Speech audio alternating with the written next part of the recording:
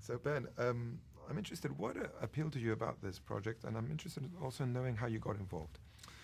What appealed to me about this project was, it's in some ways hard to explain. You get hit in the head with a script and go, "Wow, this is great." And what made it great to me was that it seemed real. It surprised me. It was thrilling. It was funny. It was a spy story, and it was real. And once I had that combination, I just hadn't seen that, and I thought this is the recipe for making a movie that's really special. And it turned into what is the movie I'm most proud of in my life. And it feels very real. What research did you go through? And I believe you even studied Middle Eastern studies in college. Yeah, I majored in Middle Eastern studies in college. So that was I already knew about the Iranian Revolution and some of the circumstances surrounding it and what happened afterward and stuff. But the research that I needed to go into wasn't necessarily historical, political research.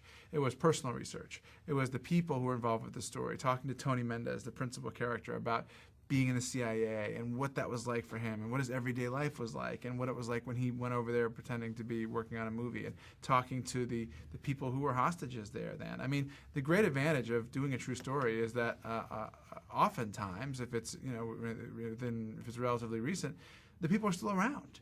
They can talk to you. If you do a movie about the Civil War era or, something like that, everyone's gone. Your access to research is very limited. Whereas with this, I had all this incredible research, and I'm like a junkie for that. So it was really, really helpful. Speaking of your acting side of the film, who is Tony Mendez in your eyes? Tony Mendez, when I first met him, struck me as somebody not at all as along the lines of what I expected. He was very quiet. He was inscrutable, hard to figure out. And then I realized, this is like a true spy. He gives nothing away. He's got this instinct to just remain sort of as much in the background as possible.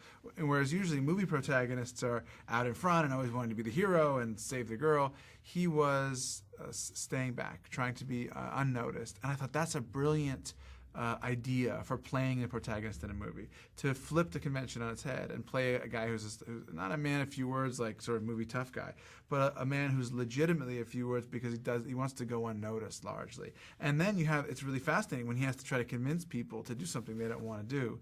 And Tony himself was just an amazing, the first time I met him, he met me in this old CIA bar where Aldrich Ames had given away all the names of American agents to his Russian handlers.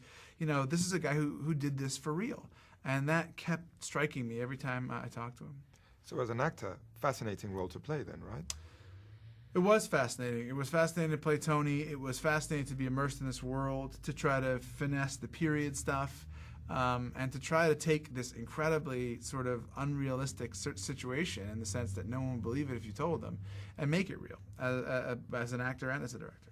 Speaking of finessing, you create an incredible balance between the drama, even the thriller aspect of it, and some humor. Was that hard to get? It was the thing that scared me the most, that balance, the drama, the humor, the thrills, the scares. And then, I just figured, the secret is just do it real. If the comedy is real, it won't make the movie seem ridiculous. If you're winking at the audience, then all of a sudden it seems like, well, we don't have to take this movie that seriously, so we don't have to take it seriously when these people's lives are in danger. And I was lucky to have, John Goodman and Alan Arkin, because they're master actors and master comedians, and they understand that comedy is rooted in truth and in realism. And so you watch them say some like outrageous stuff and do kind of outrageous things, but they're so convincing that you think they're real people, and so it doesn't corrupt, your perception of the movie. The truth is that you're not just an actor that people want to work for. Now you're a director everyone want to work with. And I wanted to ask you about that great cast that you have, that great supporting cast that you have in this film. I got very lucky. I think I have to say, I think the script had as much, if not more, to do with attracting people. But I was fortunate. I've been fortunate in all three of my movies that I directed to have worked with amazing actors. And I also think that, if there's anything that's different about me in terms of working with actors, it's just I believe that acting makes movies work. I've never seen a movie that I loved where I didn't like the acting. So I know that if the acting's not working, I'm finished. So I give the actors as much latitude as possible. I give them a huge amount of respect. I invite them into the process as deeply as they want to be involved. And I think that's rewarding for actors, because a lot of times they're used to being treated as, chattel. Film takes place in different scenarios. We have Hollywood, we have Washington, and we have Iran, and you shot in Turkey. What was it like to shoot in Turkey and to create those three scenarios? Turkey was, we had a wonderful experience there. It was really, people were cooperative, they were lovely, they were enthusiastic. The city's incredible, Istanbul. So it was wonderful in that way. And I would recommend to anybody to shoot there and to travel there, because it's amazing. That whole sort of East meets West feel is so rich and so potent, and it's present in the whole city.